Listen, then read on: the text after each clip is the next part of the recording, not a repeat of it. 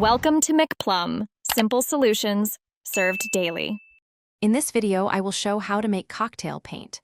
Start by gathering pigments, a binder like PVA glue or acrylic medium, distilled water, and optional gloss additive.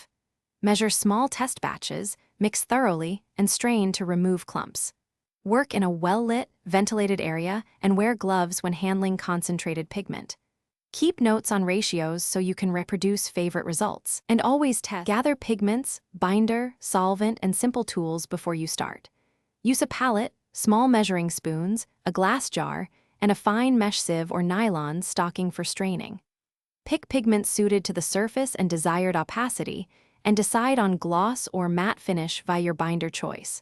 Prepare at least 2 test strips to dial in viscosity and color strength before committing to larger batches.